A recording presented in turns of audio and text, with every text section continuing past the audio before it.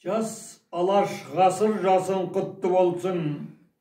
Жас алаштың 100 жылдығына арнаймын. 1921 жылы Наурыздың 21 күні рухани астанамыз Ташкентте жас алаштың жарқ етіп шықты бірі. Байтұрсынов, Аймауытов, Чашу шашты, Сейфуллин де, Майлин де араласты. Еңбекші қазақтан да беттер беріп, арыстар қуанышпен құшағасты. Кремль алашатқа тақты айып, қарсыласты редактор Мұратбаев. Лениншіл деп өзгертіп газет атын көрсетті, Кремльге бетін жайып. Жеңіп кетті Ғайнидың тапқырлығы, күшті болды газеттің сан қырлығы. Тапталған ар намысты ояттырып, жастардың биіктеді сауаттығы.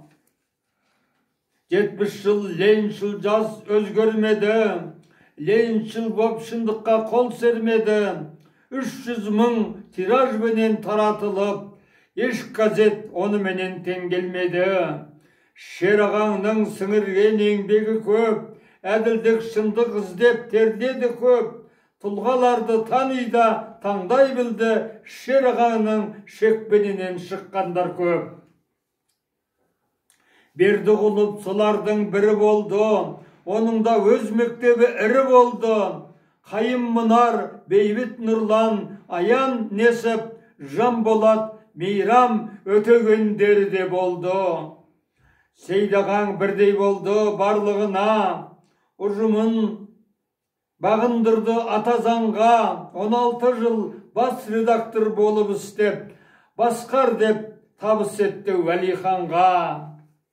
Уәлихан көп толғанып, көп ойланып, Мұратбаев Ғайниді еске алып, бірақ түнде өзгертті газет атын, тамыздың вақиғасын пайдаланып.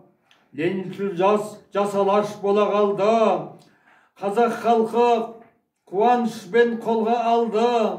Алаштың әруағын ояттым деп, Уәлихан риза болып сабырланды.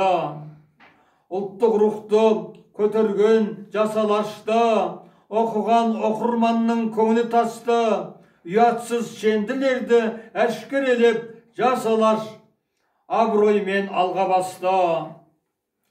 Уәлихан қызмет етті 9 жылдай, еңбек етті күндізтін ешбір тынбай.